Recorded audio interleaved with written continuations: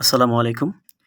প্রিয় চাকরিপ্রার্থী ভাই ও বোনেরা, আপনারা হয়তো ইতিমধ্যেই মেসেজ পেয়েছেন বা জানতে পেরেছেন যে আগামী ২৫ এপ্রিল ২০২৫ রোজ শুক্রবার সকাল ১০টা থেকে ১১টায় এই সময়ের মধ্যে ভূমি রেকর্ড ও জরিপ অধিদপ্তরের কপিস্ট কাম বেঞ্চ সহকারী, এই যে ১৩ নম্বরের সিরিয়ালের যে পোস্টটা, এই পোস্টের পরীক্ষা অনুষ্ঠিত হতে যাচ্ছে।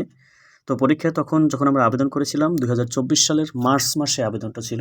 এখানে ৪৮০টি পোস্ট ছিল, ১৬তম গ্রেড।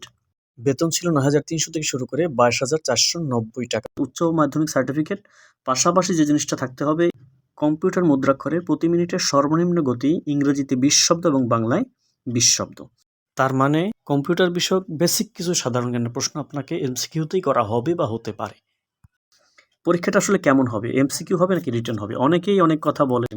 দেখুন, একটা বিষয়, অ্যাডমিট কার্ড যখন দিল, অ্যাডমিট কার্ডটাতে আপনার পরীক্ষার বিষয়টা উল্লেখ করে দিয়েছে সরাসরি। এখানে প্রিলিমিনারি, লিখিত, ব্যবহারিক ও মৌখিক পরীক্ষা। অর্থাৎ এখানে আপনাকে নিশ্চিত থাকতে হবে প্রথমে আপনার প্রিলিমিনারি পরীক্ষা হচ্ছে ১ ঘন্টার। ওখানে আশা করা যায় পরীক্ষার মার্ক হবে ১০০ মার্ক। বাংলা ২৫, অঙ্ক ২৫, ইংরেজি ২৫ এবং সাধারণ জ্ঞানে ২৫। সেখানে সাধারণ জ্ঞানের মধ্যে থেকে কিছু কম্পিউটারের প্রশ্ন থাকবে বলে আশা করা যায়।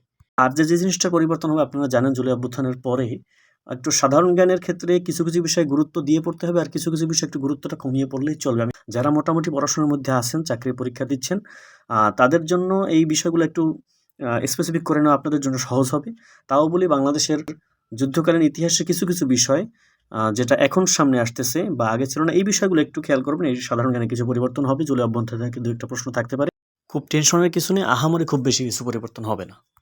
আর যে একটা বিষয় জেনে রাখা ভালো হবে যে তাদের ওয়েবসাইটে গিয়ে মূল বিষয়গুলো একটু দেখবেন। যেমন এখানে আছে মহাপরিচালকের নাম মোহাম্মদ সাইদুর রহমান এবং পরিচালকের নাম দেখতে পাচ্ছি মোহাম্মদ কামরুল আরিফ। এখান থেকে এতটুকু তথ্য জানলেই যথেষ্ট। এবং এর প্রতিষ্ঠাকালীন সময়ের ব্যাপারে যদি একটু দেখি, এখানে দেখতে পাচ্ছেন হয়তো একটা তথ্য দেওয়া আছে। সংক্ষেপে যদি কথাটা বলি, ১৮৮৪ সালে ভূমি রেকর্ড ও কৃষি এই নামে একটা অধিদপ্তর ছিল এবং ১৮৮৮ সালে এসে ৪ বছর পরে এই কৃষি নামটাকে আলাদা করে স্বতন্ত্রভাবে ভূমি রেকর্ড ও জরিপ অধিদপ্তর নামে এই দপ্তরটি প্রতিষ্ঠা হয়। বাস এতটুকু জানলে এখান থেকে যথেষ্ট। এখন দেখি যেভাবে অ্যাডমিট কার্ডটা আপনারা ডাউনলোড করবেন। প্রথমে আপনার যে ফোনে মেসেজটা এসেছে ওখানে একটা লিঙ্ক দেওয়া আছে, ওই লিঙ্কে ক্লিক করবেন। দেখুন, লিঙ্কে ক্লিক করার পরেই একটু সময় হয়তো দিবে। এরপরে তারা আপনাকে একটা পেজ নিয়ে যাবে, তাদের ওয়েবসাইটে নিয়ে যাবে। এখানে আপনি চাইলে পোস্টের লিস্ট দেখতে পারেন, বিভিন্ন তথ্য এখানে আছে। আর বিশেষ করে আপনার যে মেসেজ আছে, ওই মেসেজে আপনার ২ টা জিনিস দেওয়া আছে, একটা ইউজার আইডি আর একটা পাসওয়ার্ড। আপনি ইউজার আইডিটা এখানে দিবেন, পাসওয়ার্ডটা এখানে দিবেন এবং পরে যখন আপনি লগইনে ক্লিক করবেন, সাথে আপনাকে আপনার অ্যাডমিট কার্ডে নিয়ে যাবে এবং অ্যাডমিট কার্ডটা ডাউনলোড হয়ে যাবে।